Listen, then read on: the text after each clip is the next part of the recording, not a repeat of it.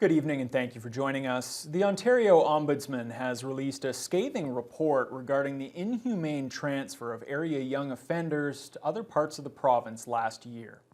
The four youth and their families were given just 1 hour's notice before the teens were brought to the airport and put in leg irons. The transfers were part of the abrupt closures of youth detention facilities in Kenora and Thunder Bay. Jonathan Wilson reports. To be put in handcuffs and in some cases leg irons and escorted by police was quite shocking. Provincial Ombudsman Paul Dubé says government officials' over-reliance on secrecy created a traumatic experience for four Indigenous youth in March of last year. The province spent several months secretly planning to close the J.J. Kelso Centre in Thunder Bay and the Creighton Youth Centre in Kenora due to low inmate numbers. The staff there, the young offenders and their families were given almost no advance notice before the teenagers were abruptly transferred to detention centres in Sault Ste. Marie. Dubé has released a 60-page report called Lost Opportunities after being called in to investigate the situation last year. He says his job is to ensure everyone's rights are respected, and he bluntly calls the ministry's actions unreasonable and wrong. The way some of them were uprooted and transferred in this closure operation, this closure of facilities and programs, without appropriate notice, without consultation, and without adequate supports, we found was a failure to sufficiently consider their interests. First Nation leaders sharply criticized the way the transfers were handled last March, calling it inhumane. Dubé says although he acknowledges the desire to keep the closure plan secret, the needs of the youth to be respected and heard must take precedence the next time something like this happens. And he's issued 16 recommendations to ensure that. Overall, the reaction from the ministry to this report has been quite positive. Officials have committed to improving their methods for this kind of exercise. So in the next time, if there is one, I'd expect a lot more consultation and engagement from the ministry with the youth involved, with the staff, and definitely with the Indigenous groups and communities. One former staffer at the Kelso Centre says he doubts the ministry's acceptance of fault in the report and calls it just words on a page that will likely never transfer to actions. Jonathan Wilson, TBT News. More powers have been granted to the recently appointed administrator tasked with overseeing the Thunder Bay Police Services Board. The Ontario Civilian Police Commission named Malcolm Mercer as administrator last week in response to perceived dysfunction on the board and human rights complaints against police leadership. Mercer now has all the powers necessary to make decisions on behalf of the board during and outside of all meetings, regardless of whether or not a quorum exists. This comes after 3 of the 5 members, Chair Kristen Oliver and provincial appointees Michael Power and Royden Pelchier, suddenly resigned last week. Oliver and Pelchier expressed frustration that Mercer has the only vote on the board. Members Georgianne Morisseau and Bill Morrow remain on the police board. Mercer will have access to any documents he wants and will prepare a report on the state of policing and police leadership in Thunder Bay within the next 6 months.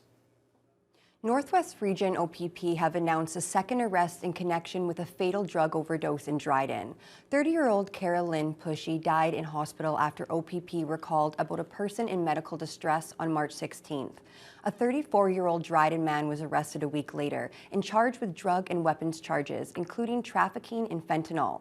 OPP have now charged a 19-year-old Toronto man on similar offenses after he was arrested by Thunder Bay Police last week for an unrelated matter. The investigation regarding Pushy's death continues, and OPP are asking for anyone with information to come forward. Thunder Bay Police have seized $1.6 million in drugs and arrested 3 people after searching a North McKellar Street home yesterday evening. More than $100,000 was found, along with a large quantity of suspected cocaine, crack cocaine, methamphetamine, Oxycontin, and hydromorphone pills, as well as fentanyl. Police also found a loaded handgun. 3 Toronto residents aged 31, 28, and 21 have been charged with possession for the purpose of trafficking, unauthorized possession of a firearm, and a number of other offenses. All 3 have appeared in bail court and remain in custody with future court appearances. Greenstone OPP have arrested 8 people following a violent incident in Geraldton last Thursday night. 2 males reportedly suffered stab wounds and were flown to Thunder Bay with non-life-threatening injuries. The suspects arrested range in age from 16 to 41 and face a total of 44 charges, including aggravated assault, assault with a weapon, break and enter, and robbery with a weapon. COVID-19 hospitalizations continue to fall at the Thunder Bay Regional Health Sciences Centre, but the number of COVID outbreaks in the city is on the rise. COVID-19 numbers at the regional hospital have dropped for the 4th consecutive day. There are now 20 patients with the virus. 4 of them are in the ICU. That's up from 3 on Tuesday. The hospital's occupancy rate is now just under 107%, while the intensive care unit is 77% full. The Thunder Bay District Health Unit is reporting more COVID outbreaks, this time at the St. Joseph's Hospital in the Palliative and Hospice Care Program. It's the 3rd outbreak inside that facility. There's also another in the Rose or 6N resident area of Hogarth Riverview Manor, where there are now 4 separate outbreaks. There are 107 new COVID cases across the Thunder Bay District, and there are now 231 known active cases. The latest incidence rate from last week is up to 284.8 cases per 100,000 people. That's up from 255 cases the week before. The weekly test positivity rate fell 4 percentage points to 21.8%. In the Northwestern Health Unit, there are now 151 known active COVID cases. The test positivity rate there sits at 15.1%. We're just a day away from learning the Ford government's financial plan for the future. The provincial budget is set to be released tomorrow, just weeks before an election. Siobhan Morris tells us what might be included and what voters would like to see. The budget should tell us more about where progressive Conservatives would take the province if they hang on to power. I'm looking forward to sharing our plan for rebuilding Ontario's economy, our plan for building highways, for building transit, for building hospitals and other key infrastructure. Voters say they're looking for investments in a couple key places. Education and health, especially with the pandemic. There's a lot of support needed in both. In addition to something about housing, I'd like to see something serious and concrete about what we can do about climate change. Broad access for women to childcare would be great. As the parent of 2 school-age children in the TDSB, I would like to see money spent there. Their education has been a disaster for the past several years, and I want to see that stopped. The PCs have committed some $3 billion to revamp hospitals, hundreds of millions of dollars to manufacture electric vehicles, and $500 million this year to build and fix schools and add childcare spaces. There have been questions about how PCs could pay for their flurry of pre-election promises. This license sticker cut over a 5-year period is about $6.7 billion. It's not just $1 billion. And secondly, that money has to be borrowed, even though the economy is strong. But Ontario's fiscal watchdog says cash flow isn't an issue at the moment. We're in a very strong position right now. So we have a couple of years ahead of us where we're going to see terrific revenue growth. We're projecting a surplus, a budget surplus in 5 years' time, about $7 billion.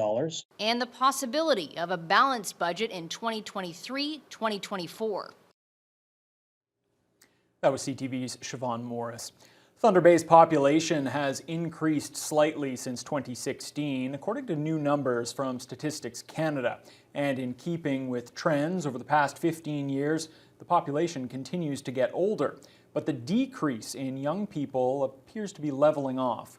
The number of children aged 14 and under has been decreasing from more than 20,000 in 2006 to 18,000 in 2011 and 17,755 in 2016. But it's now holding fairly stable at 17,655, down by less than 1%.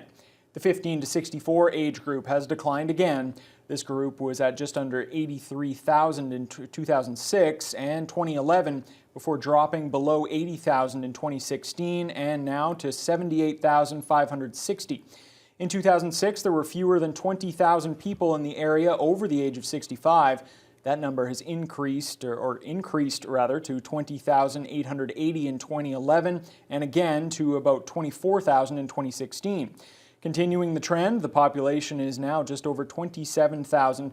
That's a 12.6% increase since the last census. We'll have more on the census coming up later on in the news hour.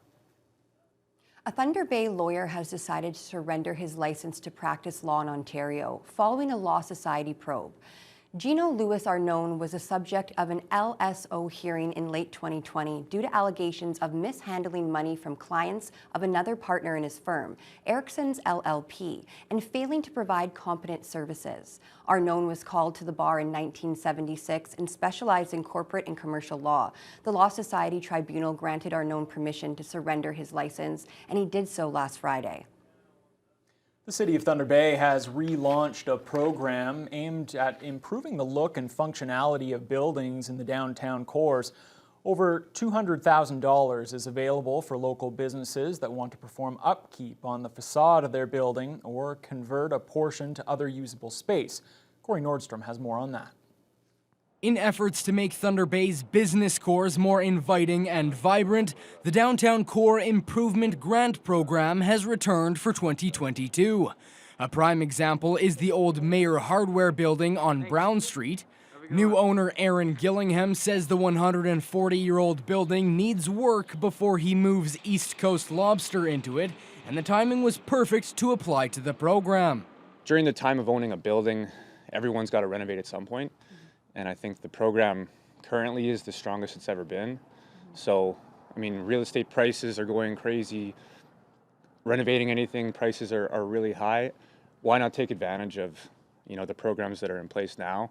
City Planning Services Supervisor Devin McCluskey says they've received $200,000 this year for the program, with $41,000 left over from last year still available. 10 applicants, including Gillingham, were successful in receiving up to $25,000 in last year's campaign, with hopes of more recipients this year. I mean, it would be wonderful if we could see, the same or more. We're not certain, where businesses are really at. We think that with the $200,000 budget for this year, we could see a lot. 6 to 8 hours for me, of actual time. Well worth 25 grand. So, well worth it, I'd say. There are 4 grants of $10,000 that can be applied for. They include a rebate on the cost of building permits and planning application fees, reimbursement of half the cost for 3 areas of improvements, such as work to a building's facade, converting second floors into office or residential space, and improving a main floor into a commercial space. We're experiencing vacancies of existing spaces and really looking to help to improve the overall look and feel of the core areas, as well as to increase property values. For more information or to apply for the grants, visit the City of Thunder Bay's website. Corey Nordstrom, TBT News. A $2 million contract is ready to be awarded for a new bridge on Woodcrest Road. City Council is expected to give the project the green light on Monday night.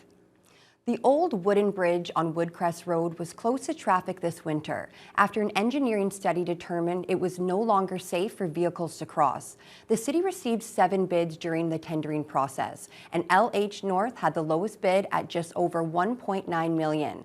The contract includes demolition of the old bridge and construction of a new concrete structure this summer. The bid price is about $500,000 higher than the city's original estimate, but engineering staff say there's enough money in their carry-forward account to cover the full cost of the contract.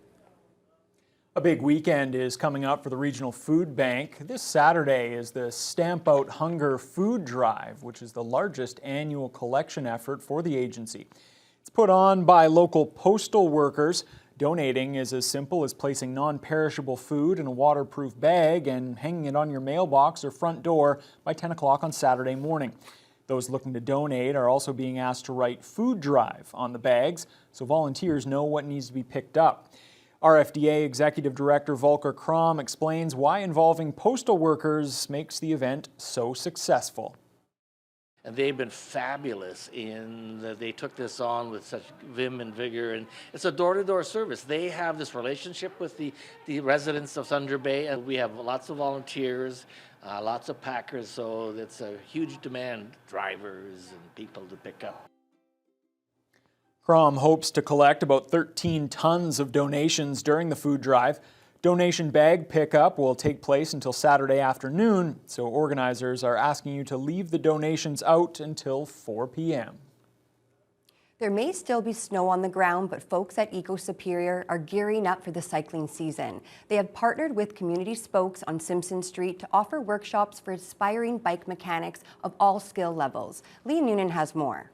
The workshops cover everything from changing a tire to actually building the wheel. Event coordinator Kelsey Agnew says they hope to encourage more people to take advantage of Thunder Bay's cycling paths and active transportation corridors to commute, have fun, and stay healthy. Everything we're doing here is designed to empower people to know how to do repairs on their own bikes, to introduce them to community spokes so that they have a place to come and do the repairs in case they don't have space at their home or a garage or the tools. So you don't have to buy all the tools in order to do it yourself. You don't have to buy a stand to do it yourself. You don't have to watch YouTube videos to do it yourself. You come here, we're your YouTube, we're your toolbox, we're your bike stand. The workshops, which are sponsored by the city, are 3 hours long and cost $45 or at the expert level, $65.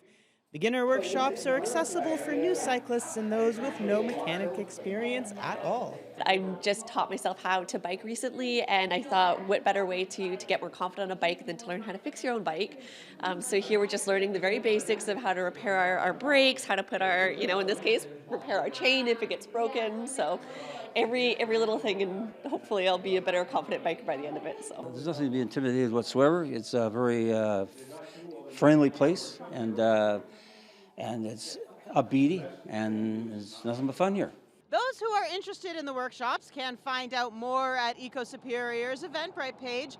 Beginner and intermediate workshops will be ongoing until the end of June, with advanced and expert workshops happening in July and August. Lee Noonan, TBT News.